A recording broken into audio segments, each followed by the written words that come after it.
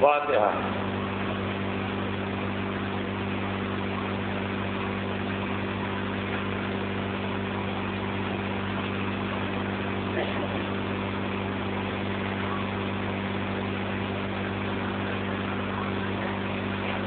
أعوذ بالله السميع العليم من الشيطان اللعين الرجيم، بسم الله الرحمن الرحيم، الحمد لله رب العالمين، والصلاة والسلام على سيدنا وشفيعنا أبي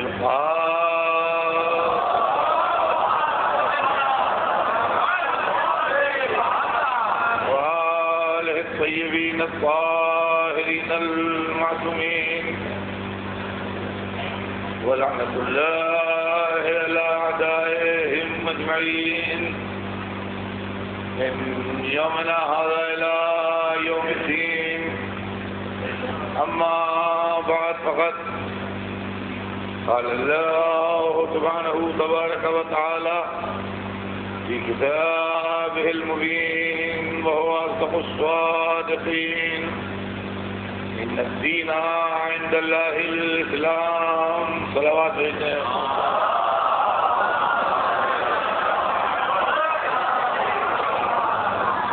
ارشاد اقدس جناب رب العزت ہے کہ یقیناً دین اللہ کے نزدیک اسلام ہے. عزیزان گرامی، سلسلہ کلام ذہن علی میں ہوگا. ہمارے آپ کے درمیان گفتگو یہ ہے کہ اگر دین کی شکل میں رہے تو دنیا میں پھول برستے ہیں، انگارے نہیں برستے. دین انسان کو سکون بخشتا ہے، اطمینان بخشتا ہے، زندگی بخشتا ہے. لیکن جب دین کے نام پر دنیا کے کھیل شروع ہو جاتے ہیں اور جب دین کے نام پر ملوکیت، سلطنت، امپائر اور کنگڈم کے کاروبار شروع ہو جاتے ہیں تو پھر دین کو الزام لگنے لگتے ہیں اور دھبے دوسروں کے دامنوں کے ہوتے ہیں مگر منسوخ کر دیے جاتے ہیں دین کی طرف. دین آج بھی اتنا ہی ضروری ہے جتنا آج سے 1400 برس پہلے تھا. کبھی کبھی لڑکے یہ سوال کرتے ہیں کہ آج دین کیوں؟ اس ماڈرن ایج میں کیا ضرورت ہے؟ دین دوا ہے. دوا کے لیے کیوں کا سوال نہیں ہے. جب تک بیماری ہو جب تک دوا ہے. اگر بیماری اچھی ہو جائے تو دوا کی ضرورت نہیں ہے، لیکن جب تک بیماری ہے جب تک دوا کی ضرورت ہے. آج سے 1400 برس پہلے انسانیت جن بیماریوں میں مبتلا تھی جب اسلام آیا تھا، اگر وہ بیماریاں ٹھیک ہو گئی ہیں تو دوا کی ضرورت نہیں ہے. اور اگر وہ بیماریاں آج بھی باقی ہیں تو جس دوا نے کل وہ بیماریاں ٹھیک کی تھیں آج وہی دوا اگر استعمال ہو تو کیا بیجا ہے. نئی دوا کا ایکسپریمنٹ کرنے سے بہتر ہے کہ پرانی دوا جس کا ایکسپریمنٹ ہو چکا ہے اور جو فائدہ کر چکی ہے مریض کو وہی دی جائے. آج دنیا میں کیا اونچ نیچ کی بیماری ختم ہو گئی؟ کیا دنیا میں سارے انسان ایک دوسرے کی برادری کے ساتھ زندگی گزار رہے ہیں اور انسان کے دل سے شکوہ ختم ہو گیا کہ ہم کو کچھ لوگ نیچا سمجھتے ہیں اور کچھ لوگ اپنے کو اونچا سمجھتے ہیں؟ اور اگر یہ بیماری باقی ہے تو اس مذہب کی ضرورت باقی ہے جس نے ایک جماعت کی صف میں سب کو کھڑا کر کے اونچ نیچ مٹا دی. کیا آج ذہنی غلامی اور انسان کو انسان نہ سمجھ کے خدمت لینے کا سلسلہ ختم ہو گیا ہے؟ اور اگر ختم نہیں ہوا ہے تو اس دین کی ضرورت ہے جہاں غلام کو اچھے کپڑے پہنا کے خود معمولی پہن لیے جاتے تھے، یا کنیز کو ایک دن کام کرنے کو دیا جاتا تھا اور ایک دن خود کام کر لیا جاتا تھا۔ کیا آج عورتوں پر زیادتی نہیں ہوتی ہے؟ کیا آج جہیز کے لیے لڑکیاں نہیں مار ڈالی جاتی ہیں؟ کیا آج ان پر مصیبتوں کے پہاڑ نہیں توڑے جا رہے ہیں؟ اخبار پڑھیے، کیا لڑکیاں نہیں جلا دی جاتی، نہیں ان پر زیادتیاں ہوتی؟ تو اگر آج بیماری موجود ہے تو اسلام نے جو عزت نسواں کو اوپر اٹھایا تھا اور ان کو حق دیے تھے، اس مذہب کو ہم کیسے بھلاتے ہیں؟ آج انسان پر طاقتور زندگی تنگ کیے ہوئے ہیں اور زندہ رہنے کی اجازت نہیں دے رہے ہیں، تو کیوں نہ ہم آج اسی پیغام کو دہرائیں جو پیغام آج سے 1400 برس پہلے کہہ رہا تھا، لکم دینکم ولی دین، تم اپنے دین پر رہو، اپنے دین پر رہو۔ عزیزان گرامی، اصل مسئلہ یہ ہے کہ مذہب کی صحیح تصویر انسانوں کے سامنے آئی نہیں اور اصلی پکچر لوگوں نے دیکھی نہیں۔ یہ سب سے بڑی مصیبت اور سب سے بڑی فراست ہے۔ دین میں خاص طور سے اسلام جو ہمارا دین ہے، اس میں ملوکیت و شہنشاہیت و بادشاہیت کا کوئی تصور ہی نہیں ہے۔ ہمارے یہاں اللہ بادشاہ ہے۔ مالک کا لفظ قرآن میں اللہ کے لیے استعمال ہوا ہے، ملک کا لفظ قرآن میں اللہ کے لیے استعمال ہوا ہے۔ سلطان وہ ہے، بادشاہ وہ ہے، مالک وہ ہے۔ تبارک الذی بیدہ الملک، برکت والا ہے وہ اللہ جس کے قبضے میں ملک ہے۔ ملک الحی القیوم، ملک بھی وہی ہے، مالک بھی وہی ہے، سلطان بھی وہی ہے، بادشاہ بھی وہی ہے۔ اسلام کا جو سب سے بڑا آدمی ہے، پورے اسلام میں سب سے پہلا نام اللہ کے بعد کس کا ہے؟ آپ بتائیے۔ آپ جانتے ہیں کس کا نام ہے؟ ضرور جانتے ہیں آپ۔ پورے اسلام کے نظام میں سب سے بڑا بندہ کون ہے؟ حضور سرور کائنات حضرت محمد۔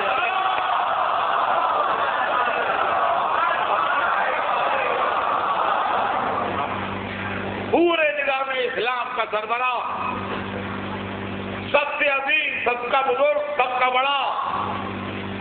اگر اسلام میں بادشاہت ہوتی تو سب سے پہلے محمد کو زیب دیتی تھی، لیکن اسلام میں بادشاہت نہیں بلکہ ابدیت ہے۔ بادشاہ اللہ ہے، محمد اس کے عبد ہیں، اور ابدیت محمد اتنی بلند ہے کہ قرآن نماز میں رسالت سے پہلے ذکر ابدیت ہوتا ہے، وَأَشْهَدُ أَنَّ مُحَمَّدًا عَبْدُهُ وَرَسُولُهُ۔ محمد عبد ہیں اور رسول ہیں۔ تو عزیزان گرامی، جس مذہب میں سب سے بڑا جو ہے، سب سے عظیم جو ہے، اس کے لیے بادشاہ کا لقب نہیں۔ نہ حضور نے کہا کہ میں بادشاہ ہوں، نہ اللہ نے فرمایا کہ تم بادشاہ ہو، نہ مسلمانوں نے کہا کہ سرکار بادشاہ ہیں، بلکہ تاریخ لکھتی ہے کہ جب اللہ نے اپنے حبیب کے سر پر تاج رسالت رکھ دیا اور 1,24,000 پیغمبروں کا سردار بنا دیا، تو وہی آئی کہ میرے حبیب تمہیں 1,24,000 کا سردار تو بنا دیا، مگر ابھی ہمارے فیض کے دریا کے جوش میں کمی نہیں آئی ہے، ابھی ہم تمہیں ایک عہدہ اور دینا چاہتے ہیں۔ کسی کا استعفا نہیں، تاج کو تمہیں پہنا دیا رسالت عظمیٰ کا، مگر ہم چاہتے ہیں ایک تمغہ تمہیں اور لگائیں۔ ہم جبرائیل کے ہاتھ 2 چیزیں بھیجیں گے، 2 تمغے بھیجیں گے، ایک لے لینا، ایک ہمیں واپس کر دینا۔ اس وحی کے بعد جبرائیل حاضر ہوئے، کہا اللہ نے تو فیض درود و سلام کے بعد فرمایا ہے کہ ہمارے حبیب یا تو پوری دنیا کی بادشاہت لے لیجیے بلا شرکت، جہاں تک زمین کا پھیلاؤ ہے وہاں تک آپ کی بادشاہت کا قلمرو رہے گا بغیر کسی شرکت سے، اکیلے آپ۔ یا تو پوری دنیا کی بادشاہت لے لیجیے یا ہماری اقلیت لے لیجیے۔ جیسے ہی جبرائیل نے کہا فوراً جواب دیا، جبرائیل بادشاہت لے جاؤ، مجھے نہیں چاہیے، مجھے اس کا عبد ہونا ہے، مجھے اس کا عبد ہونا ہے۔ اب سنیے، ابدیت جو لے لی محمد نے، وہ ابدیت اتنی بلند ہوئی کہ نماز میں ذکر رسالت سے پہلے ذکر ابدیت ہے۔ اور آگے آئیے، اور آگے آئیے، حضور کے عظیم فضائل میں ایک فضیلت یہ ہے کہ آپ کو معراج ہوئی۔ ہر مسلمان جانتا ہے کہ ہمارا نبی صاحب معراج ہے، اللہ نے اس کو معراج کو بلایا۔ تو جب معراج کو بلایا تو یہ نہیں کہا کہ اپنے رسول کو لے گیا، اپنے حبیب کو لے گیا، اپنے دوست کو لے گیا، اپنے رفیق کو لے گیا۔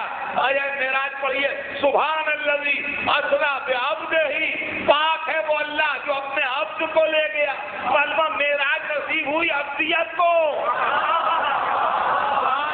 صلوات ہے محمد۔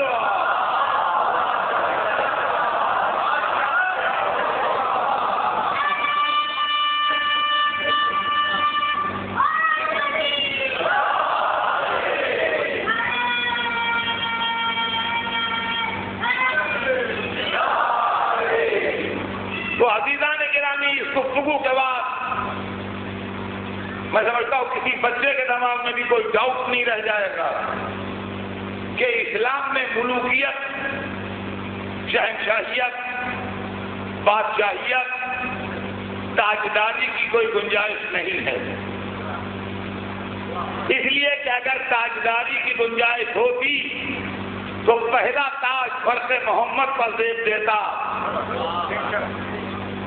تو جب اسلام میں بادشاہت کی گنجائش ہی نہیں ہے تو ملوکیت کے سلسلے کو اسلام کا نام دینا کہاں تک جائز ہے؟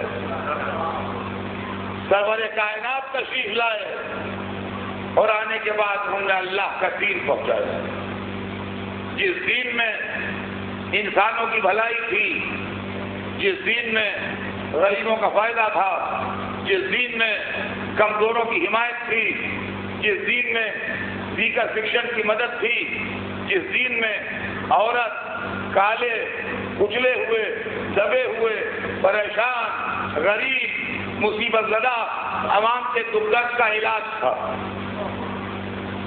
عزیزان گرامی، یہ دین انسان کی بھلائی کے لیے آیا تھا۔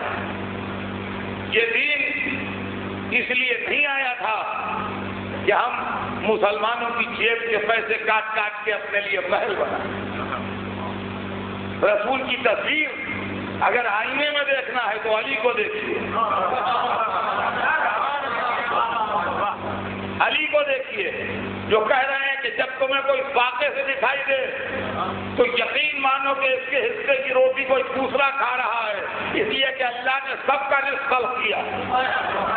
اور جب کوئی عالیشان محل دکھائی دے تو یقین مانو کہ اس کے پہلو میں کسی کا حق چھینا گیا ہے۔ عزیزان گرامی، افسوس کی بات یہ ہے کہ تاریخ نے ہائی لائٹ کیا ہے بادشاہوں کے کیریکٹر کو، اماموں کے کیریکٹر کو ہائی لائٹ نہیں کیا۔ اور یہ حکومت کی مصلحتیں تھیں کہ ان رازوں کو چھپایا گیا، اس لیے کہ اگر وہ کیریکٹر ہائی لائٹ ہو جاتے تو ہمارے عیش و عشرت کے لیے گنجائش نہ ہوتی۔ علی بیٹھے ہیں، علی کے پاس ان کے کچھ چاہنے والے بیٹھے ہیں۔ دیکھیے علی کے سرکار میں حکومت کی قیمت کیا ہے، دولت کی قیمت کیا ہے۔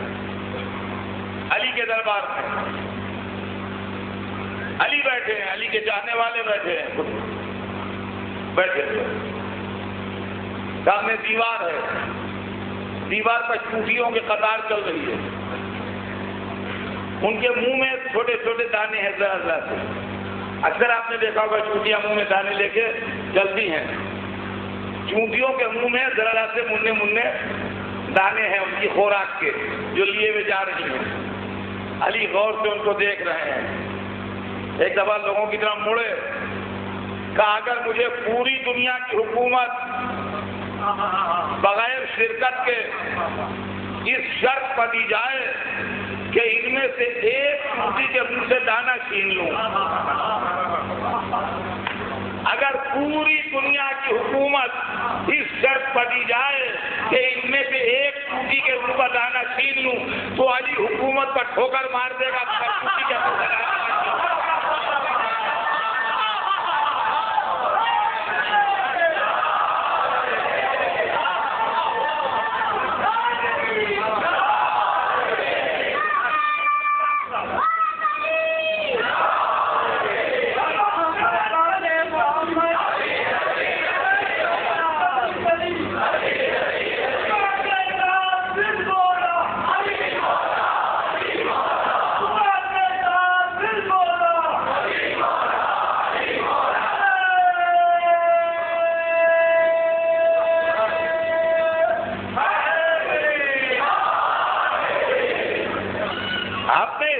تصویر دیکھی ہی کہاں؟ لوگوں کے سامنے اسلام کا جلوہ یہی کہاں؟ وہاں تو خزانوں کے منہ کھلے رہے، دولت کے انبار لگتے رہے، عالیشان محلوں کو اسلامی آرٹ اور کلچر کا نمونہ بتایا جانے لگا۔ عزیزان گرامی، آج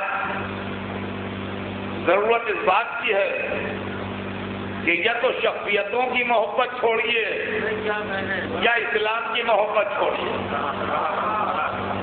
پتہ نہیں آج تک کیا بات ہے جو اسلام کے اس رخ کو دنیا پیش کرنے میں حصہ دکھا رہی ہے۔ سرور کائنات سرداروں کے خاندان سے تھے، مگر کبھی کسی سے غرور سے نہیں ملے، بڑے گھرانے سے تعلق رکھتے تھے مگر ہر ایک سے جھک کے ملے۔ اخلاق کو پیش کیا کہ زبان سے پھول جھڑتے تھے، امانت داری کو پیش کی کہ جدھر سے گزرے آواز آئی امین جا رہا ہے، سچائی ایسی پیش کی کہ ہر ایک پکار اٹھا کے سچا جا رہا ہے، کردار کو پیش کیا کہ لوگوں نے کہا قریش کا تارا جا رہا ہے۔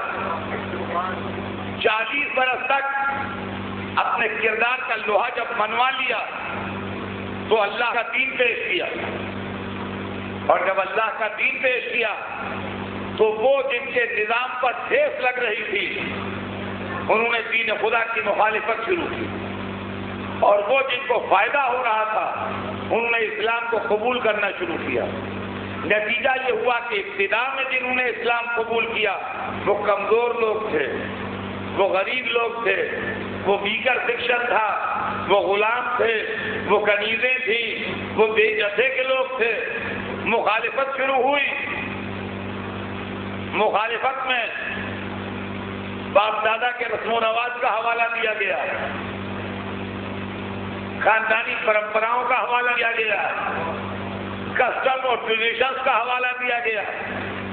ایک طرف مخالفت میں کچھ لوگ سرگرم تھے جن میں سے زیادہ کا تعلق بنی امیہ سے تھا، اور دوسری طرف حمایت میں کچھ لوگ سرگرم تھے جن میں زیادہ کا تعلق بنی ہاشم سے تھا۔ ویسے تو سبھی بنی ہاشم سوائے ابو لہب کے رسول کے ساتھ تھے، اور ابو لہب اس لیے مخالف تھا جو اس کی بیوی ام جمیل ابو سفیان کی سگی بہن تھی، لہذا وہ ذرا تنمرید ٹائپ تھے، تو مخالف اسلام ہو گئے۔ لیکن بنی ہاشم میں 4 شخصیتیں حمایت اسلام میں بہت نمایاں ہیں۔ ایک وہ ابو طالب جو رسول کے سگے چچا تھے۔ سگے چچا کا مطلب کیا؟ یعنی ماں اور باپ ان کے اور ان کے دونوں کے ایک تھے۔ جناب عبداللہ اور جناب ابو طالب یہ دونوں کے ماں باپ ایک تھے، یہ دونوں الگ الگ ماؤں سے نہیں تھے۔ ابو طالب بڑے تھے، عبداللہ چھوٹے تھے۔ دونوں کی ماں ایک تھی اور باپ بھی ایک تھے. سرور کائنات کو پالا ابو طالب نے بچپن سے لے کے اور رسالت کے 13 سال 11 سال 12 سال تک یعنی ہجرت تک ابو طالب مدد کرتے رہے سرور کائنات. ابو طالب کے 2 بیٹے جعفر اور علی رسول کی حمایت میں سرگرم رہے. رسول کے ایک اور چچا حضرت حمزہ یہ حمایت رسول میں سرگرم رہے. ابو طالب 40 برس تک اپنے بھتیجے کے لیے شمع کے فانوس بنے رہے اور اس کے بعد 12 برس تک تبلیغ اسلام میں مدد کرتے رہے. ہجرت سے پہلے ابو طالب کا انتقال ہو گیا. ابو طالب کے انتقال سے پہلے جعفر کو رسول نے حکم دے دیا تھا کہ ہجرت کر کے حبش چلے جاؤ. وہ ایتھوپیا چلے گئے اور وہاں کے بادشاہ کو اپنے حسن کردار سے اسلام کی طرف مائل کر لیا. اب 2 آدمیوں نے رسول کے ساتھ ہجرت کی. ایک رسول کے چچازاد بھائی علی اور دوسرے رسول کے چچا حمزہ. یہ دونوں شمع رسالت کے پروانہ بنے رہے یہاں تک کہ جنگ احد میں حمزہ شہید ہو گئے. اب اکیلے علی تھے جو نصرت اسلام کرتے رہے اور ہر موقع پر سرور کائنات کے لیے سینہ سپر بنے رہے. علی کی حیثیت اس لیے اہم ہے اسلام میں کہ علی رسول کے بھائی بھی ہیں, رسول کے داماد بھی ہیں, رسول کے ناصر و مددگار بھی ہیں, رسول کے لیے پروانے کا کام بھی کرتے ہیں اور شمع رسالت کے لیے فانوس کا کام بھی کرتے ہیں. علی اس لیے بھی اہم ہے کہ عالم اسلام میں رسول کے بعد اگر کسی نام پر سارے مسلمان ایک ہیں تو وہ یونٹی کا مرکز نام علی ہے.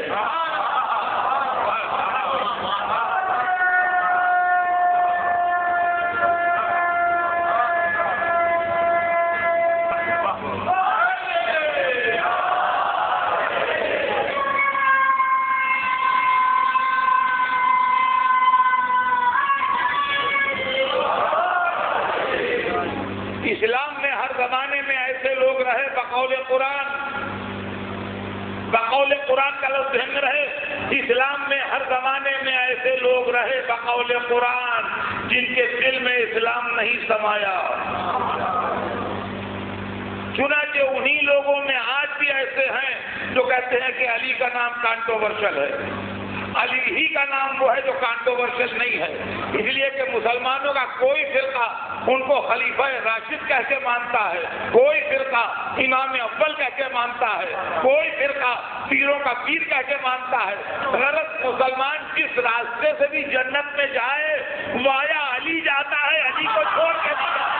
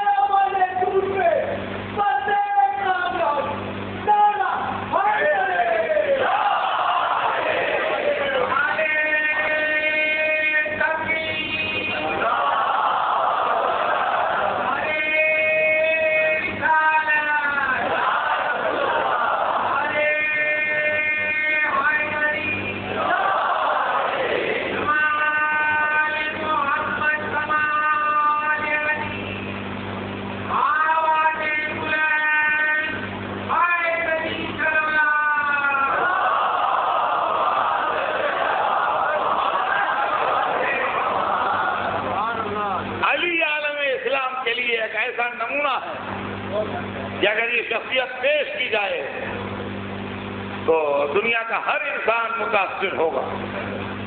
اس لیے کہ آج 1400 برس پرانے ہمارے مذہب کی جو تاریخ ہے اس میں ہمارے پاس آج کی ڈیٹ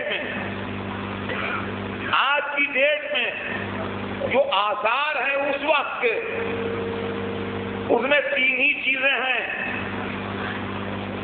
جہاں پڑھا لکھا مجمع توجہ چاہتا ہوں میں. 3 ہی چیزیں ہیں. ایک تو قرآن ہے جو کلام خدا ہے، جو نازل ہوا ہے آج سے 1400 برس پہلے.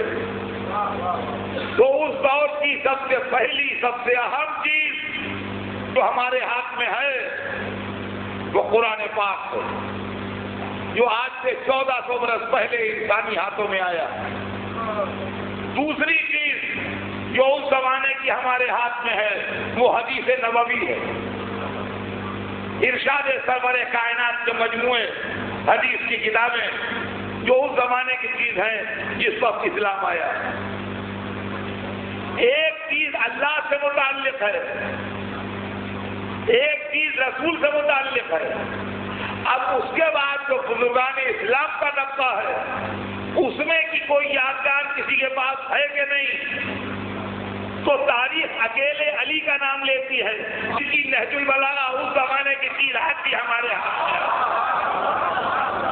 تو اگر ہم آج کی نان مسلم دنیا کو اس 1400 برس پہلے کا کچھ تحفہ دینا چاہیں تو یہ قرآن لیجئے، یہ اللہ کا کلام ہے. یہ حدیث لیجئے، یہ رسول کا ارشاد ہے. یہ نہج البلاغہ لیجئے، یہ ولی کا کلام ہے. اب سمجھے آپ، جب یہاں سے وہاں تک 3 کتابیں میز پر رکھی ہوں، قرآن اٹھایا، لا الہ الا اللہ، حدیث اٹھائی، محمد رسول اللہ، نہج البلاغہ اٹھائی، ولی.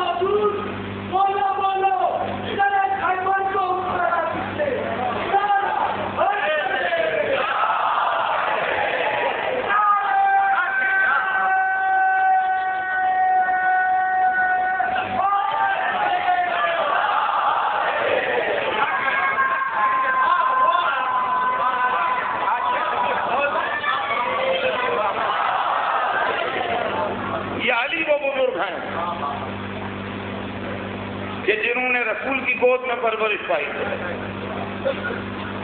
دعوت عشیرہ میں رسول کی نصرت کا وعدہ کیا ہے.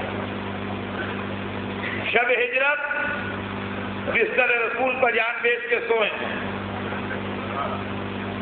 جب ہجرت کر کے مدینے آ گئے تو اللہ نے ان کو کچھ عزتیں اور دیں. رسول کی صاحبزادی جناب فاطمہ سے ان کی شادی ہوئی.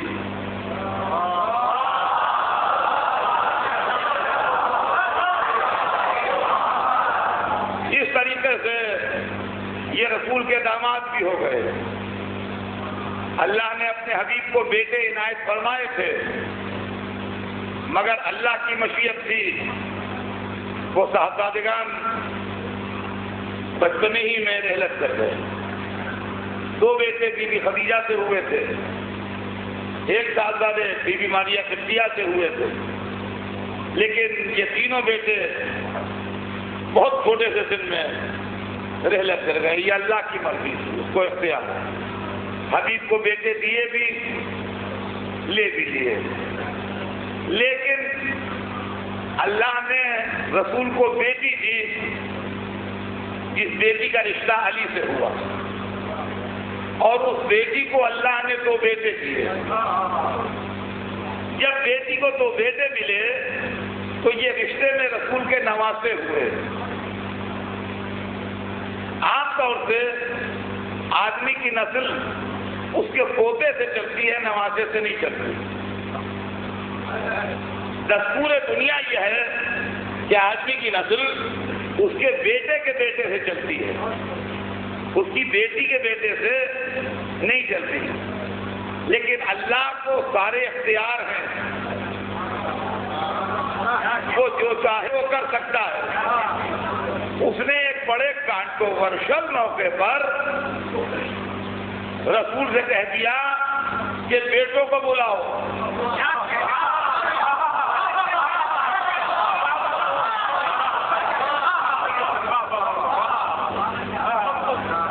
اسلام کی تاریخ کا بڑا مشہور واقعہ ہے اور قرآن پاک میں ذکر ہے اس کا. کہ کچھ کرسچینس آئے تھے رسول سے بحث کرنے کے لیے. ایک جگہ کا نام ہے نجران، عربی میں ہے. وہاں کے لوگ آئے تھے اور اس لیے آئے تھے کہ وہ جانتے تھے کہ یہ رسول ہیں،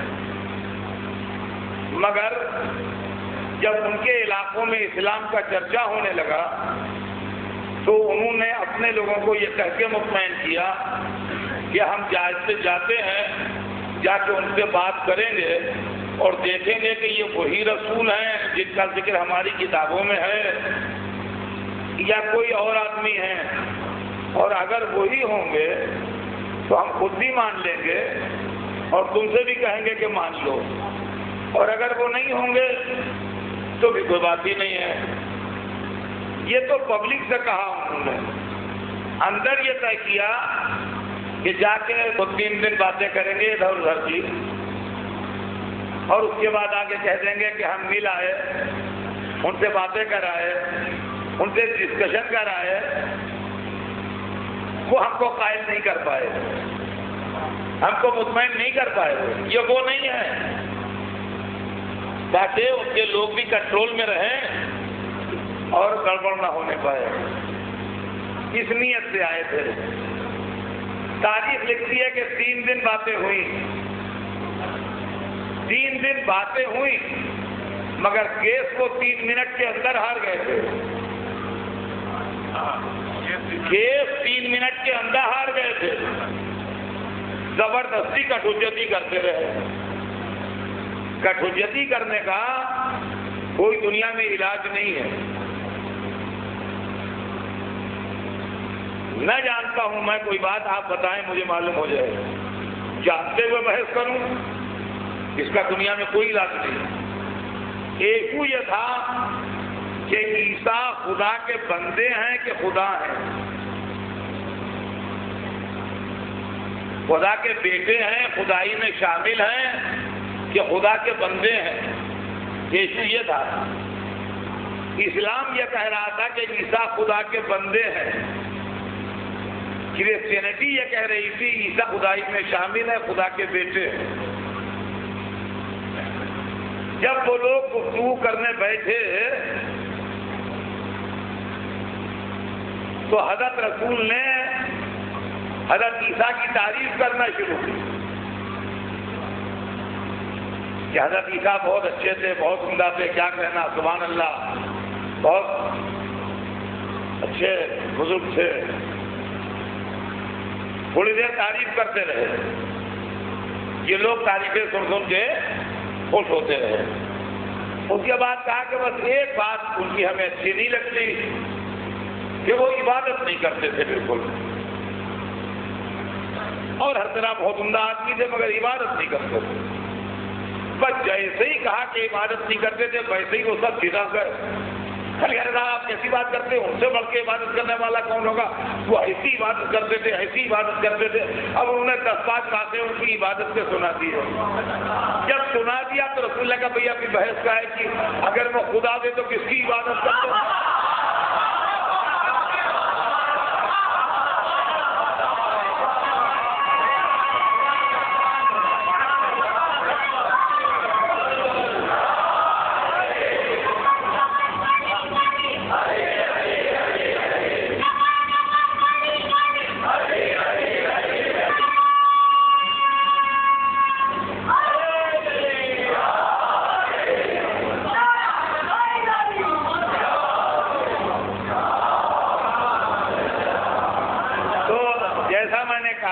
کیس کو وہ 3 منٹ کے اندر ہار گئے تھے.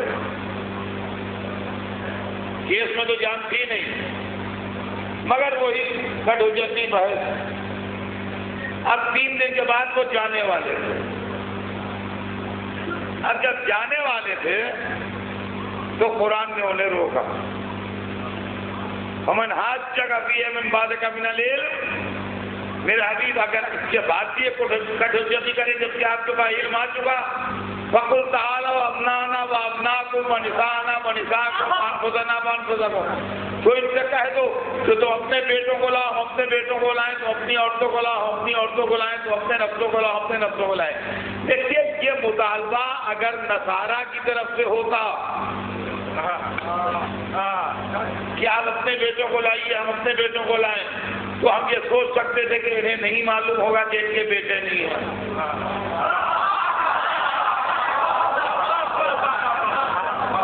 بھائی پردیسی ہیں، آئے ہوئے ہیں، ان کو یہ خبر نہیں ہوگی کہ ان کے بیٹا نہیں ہے۔ کل بلایا جا رہا ہے، کل بلایا جا رہا ہے، آج آیت آ رہی ہے، 24 گھنٹے سے کم کا ٹائم ہے، بیٹا ہے نہیں، دیکھے چھوٹے چھوٹے سن میں لے لیے، دشمن کا مقابلہ ہے، غیر کا سامنا ہے، معبود کیسی بات فرما رہا ہے، بیٹا تو ہی نے تو لے لیے بیٹے سے، اب ان غریب کے پاس بیٹے کہاں ہیں جو لائیں، فرما رہا ہے بیٹے لاؤ۔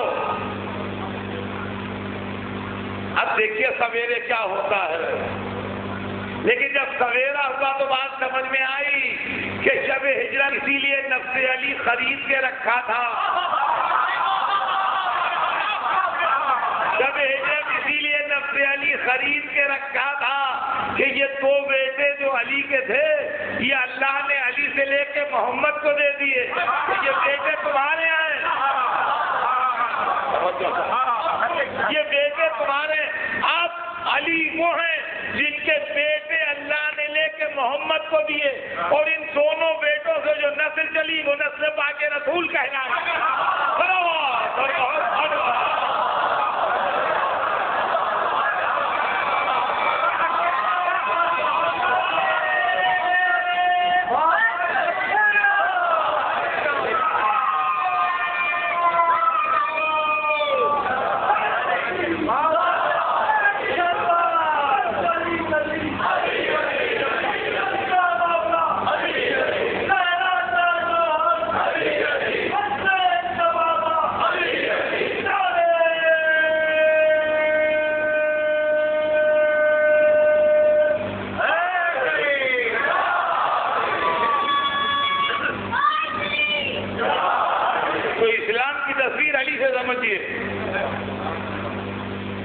یہ علی رسول کے داماد بھی تھے، اور یہ علی اسلام کے سب سے بڑے غازی بھی تھے، یعنی جب کفار لڑنے آتے تھے تو سب سے زیادہ تلوار جو چلتی تھی وہ علی، لیکن چونکہ جہاد میں چلتی تھی لہذا علی نے تلوار تو زندگی بھر چلائی، مگر علی کے تلوار چلانے سے کبھی تلخی نہیں پھیلی۔ یہ بھی سمجھ لیجئے کہ جب جنگ ہوتی ہے تو تلوار سے تلخی پھیلتی ہے، اور جب جہاد ہوتا ہے تو تلوار سے تلخی نہیں پھیلتی۔ میری پرانی مثال مگر موقع پر ریپیٹ کر دوں کہ جب کوئی دشمن کسی کے چاقو مارتا ہے تو عداوت جنم لیتی ہے، اور جب ڈاکٹر آپریشن میں کسی کا جسم کاٹتا ہے تو محبت پیدا ہوتی ہے۔ چنانچہ علی نے جنگ خندق میں ایک بہت بڑے دشمن اسلام کو قتل کیا جو رسول سے بدتمیزی کر رہا تھا اور اسلامی عقائد کا مذاق اڑا رہا تھا، اور خیمہ رسول میں نیزہ چبو چبو کے للکار رہا تھا، اپنی طاقت کے نشے میں چور ہو گئے۔ بہت بڑا بہادر، اس میں شک نہیں، بہکاوا تھا، غلط راستے پر تھا، مگر جہاں تک بہادر ہونے کا سوال ہے وہ ایک الگ سبجیکٹ ہے، جہاں تک آدمی کے اچھے برے ہونے کا سوال ہے وہ الگ معاملہ ہے۔ برا آدمی تھا مگر بہادر تھا۔ تاریخ بتاتی ہے علی نکلے اور جب اس کے سامنے آئے تو پورے اسلامی اصول آپ درس کیے. اسلامی اصول یہ ہے کہ پہلے حملہ نہ کرو، پہلے اپنا نظریہ پیش کرو. جب اس کے سامنے آئے تو کہا خامخواہ جھگڑا کرنے آیا ہے. ارے بھائی ہم جو اسلام پیش کر رہے ہیں اس کو سمجھ، اگر تیری سمجھ میں آ جائے ہمارا راستہ تو چینج ہو جا، چینج ہو جا. ہم تیرے سامنے اسلام پیش کرتے ہیں، تلوار نہیں پیش کرتے، مذہب پیش کرتے. انہوں نے کہا یہ تو نہیں ہوگا، مسلمان تو نہیں ہوں گا. تو علی نے تلوار نہیں اٹھائی کہ اچھا نہیں ہوگا مسلمان. بولے لا اکراہ فی الدین، دین میں جبر نہیں ہے، پہلے دین پیش کیا. انہوں نے کہا نو. تو علی کی مسکراہٹ میں فرق نہیں آیا، اس لیے کہ دین کی اسپیڈ کے خلاف ہے. کہا کوئی بات نہیں، نہیں صحیح نہیں صحیح، ایسا کر کے واپس چلا جا. نہ ہم تجھ سے لڑے نہ تو ہم سے لڑ، نہ ہم تجھے مارے نہ تو ہمیں مار، نہ ہم تجھے نقصان پہنچائے نہ تو ہمیں نقصان پہنچا. وہی بات لکم دینکم ولی دین، تم اپنے دین پر رہو، اپنے دین پر رہیں. تو اپنے گھر کھل رہو، ہم اپنے گھر کھل رہے. جھگڑا کس بات کا ہے؟ انہوں نے کہا نہیں یہ بھی نہیں ہوگا، میں تو تمہیں ماروں گا،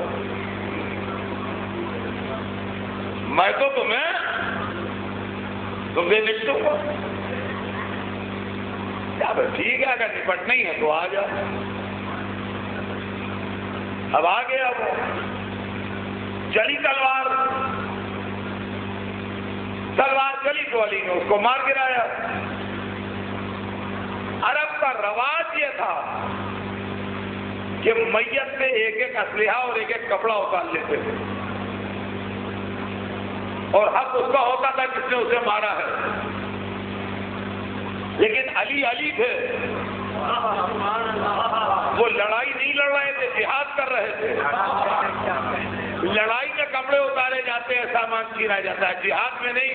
جہاد خوشنودی خدا کے لیے ہوتا ہے. سر کاٹ لیا، اس کا نیزہ، اس کی تلوار، اس کی زرہ، اس کا خنجر، اس کا ترکش، اس کے تیر بڑے قیمتی اور بڑے عمدہ، سب یا اس کی باڈی پر لگے ہیں یا اس کی باڈی کے پاس پڑے ہیں. سر لا کے رسول کے پاس رکھ دیا کہ یہ آپ کا دشمن تھا، میں نے اس کو انجام تک پہنچا دیا، یہ حاضر ہے. وہاں رہتی تھی اس کی بہن، وہ آئی، وہ بھی بہادر بھائی کی بہن تھی.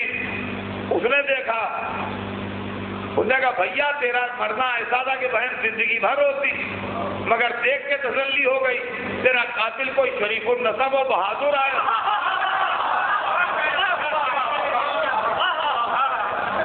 جس نے تیری میت کی توہین نہیں کی. عزیزان گرامی یہ ہیں علی. بات کل آگے بڑھے گی، کل و پرسوں کی 2 مجلسیں ہیں، میں سبق کروں گا اپنا بیان کل و پرسوں انشاءاللہ زندگی رہی تو. لیکن آج مجھے صرف اتنا کہنا ہے کہ اگر اسلام کو سمجھنا ہے تو رسول سے سمجھو، اسلام کو سمجھنا ہے تو قرآن سے سمجھو، اسلام کو سمجھنا ہے تو علی سے سمجھو، اسلام کو سمجھنا ہے تو اولاد علی سے سمجھو.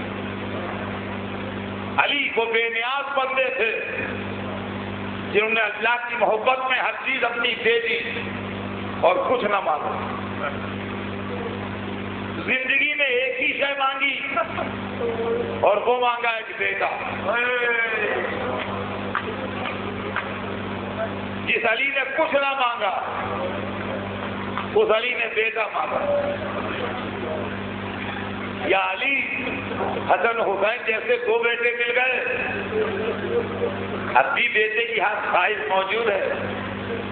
ممکن ہے جواب میں تجھے کیا معلوم، وہ 2 بیٹے اللہ نے مجھ سے لے کے محمد کو دے دیے، اب وہ دونوں فرزند رسول ہیں. یہ بتاؤ میرا بیٹا کہاں؟ اور جب اللہ نے جس علی نے نہ دنیا مانگی نہ آخرت، میں اکثر پڑھتا ہوں مجلسوں میں، کہ دنیا اس لیے نہ مانگی کہ دنیا علی جیسی شخصیت کے معیار سے بہت نیچے تھی. علی کی عزت کی دنیا مانگنا. میں اس عمر میں اگر بچوں کے کھلونوں کو کھیلتا دیکھا جاؤں تو لوگ مجھ کو ہنسیں گے. اگر صاحب پاگل ہو گئے 7-8 برس کے بچے جیسے کھلونوں کو کھیلتے ویسے بیٹھے کھیل رہے تھے. تو معلوم ہے میری بزرگی کی توہین ہے کھلونوں سے کھیلنا. علی کی شخصیت کی توہین تھی. تاج تخت دولت حکومت کی طرف دکھنا. زیادہ دنیا اس لیے نہ مانگی کہ دنیا علی کے معیار سے نیچے تھی. آخرت اس لیے نہ مانگی کہ آخرت علی کی پرچیزنگ پاور کے اندر تھی. جنت کو کیا مانگے جو چوکی روٹیوں میں خرید لے. ولایت کو کیا مانگے جو ایک انگوٹھی میں خرید لے. عبادتوں کا ثواب کو کیا مانگے جو ایک ضربت میں خرید لے. آخرت علی کی پرچیزنگ پاور کے اندر تھی اس لیے نہ مانگی. جس علی نے نہ دنیا مانگی آخرت ایک بیٹا مانگا. تو ہمارے یہاں مثل مشہور ہے اردو زبان میں کہ چاند کا بیٹا اللہ دے. دعائیں دیتے ہیں لوگ. کیا ان کو چاند کا بیٹا ملا؟ کسی کا بیٹا ہوتا ہے تو کہا جاتا ہے کہ اللہ نے ان کو چاند کا بیٹا دیا. ہوتا کسی کا بیٹا چاند کا نہیں ہے. کہا جاتا ہے زبان ہے. لیکن علی کو واقعاً چاند کا بیٹا ملا. ایسا چاند جو آج تک چمک رہا ہے. قمر بنی ہاشم کا چاند. اور عزیزان گرامی علی کو جو چاند ملا اس کی صفت معلوم ہے. چاند چمکتا ہے مگر اس وقت چمکتا ہے جب سورج نہ ہو. علی کو وہ چاند ملا جو سورج کے سامنے چمکتا ہے. یقین نہ ہو تو کربلا جا کے دیکھ لیجئے جہاں شہادت کا سورج چمک رہا ہے وہیں وفا کا چاند چمک رہا ہے. ایک ہی آسمان پر دونوں ہیں.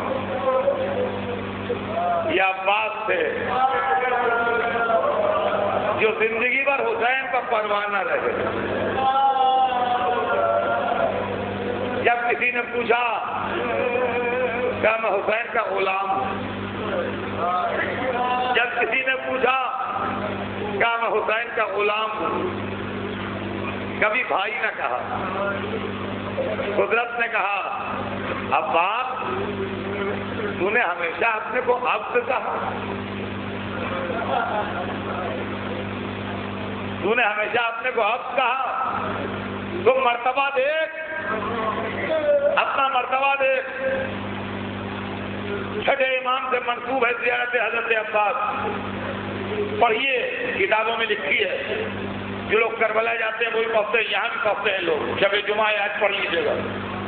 السلام علیکم ایھا العبد الصالح. عباس کی زیارت شروع ہوتی ہے عبد صالح سے. المطیع للہ ولرسولہ. جو لوگ حضرت عباس کی زیارت پڑھتے ہیں انہیں معلوم ہے کہ حضرت عباس کی زیارت کہیں سے شروع ہوتی ہے کہ السلام علیکم ایھا العبد الصالح. امام نے اپنے صالح کا خطاب دیا. اب دیکھیے عباس کی ابدیت نے عباس کو کہاں پہنچایا. جب ہم نماز پڑھتے ہیں تو سلام پھیرتے ہیں. ساری دنیا سلام پھیرتی ہے. تو اس کے اندر علی عباد صالحین ہر ایک سلام کرنے میں تمام اپنے صالح پر سلام کرتی ہے. یعنی دنیا کا جو مسلمان بھی نماز پڑھ رہا ہے وہ عباس پر سلام کیے بغیر نماز مکمل نہیں ہوتی. یہ ہے مرتبہ عباس.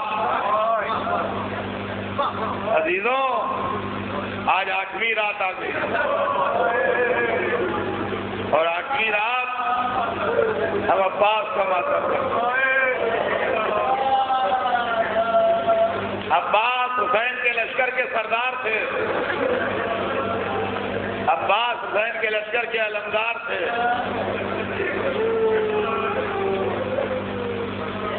کربلا کی لڑائی اسلام کو زندہ کرنے کے لیے تھی. ورنہ دنیا میں آپ نے کسی لڑائی میں سنا ہے کہ جو لشکر کا سب سے بہادر آدمی ہو اس کو لڑنے کی اجازت نہ دی جائے؟ عباس سردار لشکر تھے، علمدار تھے، علمدار میں سارے لشکر میں فرق ہے۔ دیکھیے اگر قد فضیلت عباس 72 سے نکلتا ہوا نہ ہوتا تو امام عادل کے ہاتھ سے علم نہ ملتا، امام عادل کے ہاتھ سے علم نہ ملتا۔ عباس کو کچھ فضیلتیں ایسی مل گئی جو کسی کو نہیں ملی 72 میں بھی۔ ایک تو یہ کہ ہر ایک کے دل کی حسرت نکل گئی، پھر لڑ لیے، سہیب لڑ لیے، حبیب لڑ لیے، مسلم لڑ لیے، طارق لڑ لیے، علی اکبر لڑ لیے، عباس کی حسرت گھٹ کے دل میں رہ گئی۔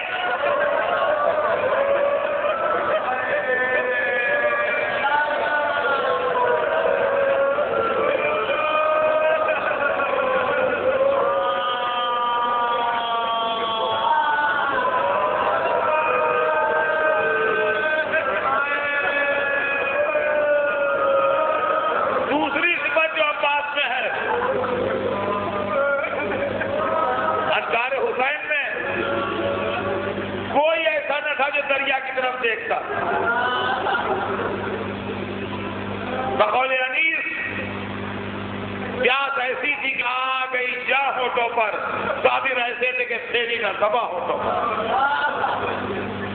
لیکن 72 میں 71 نے دریا کا رخ ہی نہیں کیا، دریا کدھر بہ رہا ہے وہ ادھر گئے نہیں۔ عباس کو شہید ہے جو دریا میں اترے، چلو میں پانی اٹھایا، مشق سکینہ بھری، مگر پیاسے نکل آئے۔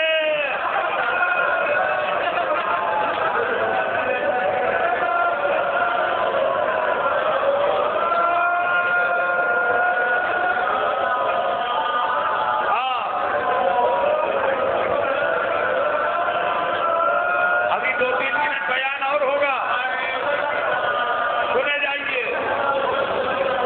پیاسے نکل آئے۔ اللہ نے عباس کو باب المراد بنایا ہے۔ اللہ آپ کو مولا عباس کے روضے پر لے جائے، جو جا چکے ہیں پھر جائیں، جو نہیں گئے ہیں وہ جائیں۔ آپ وہاں جا کے دیکھیے گا لوگ آتے یا وفاوے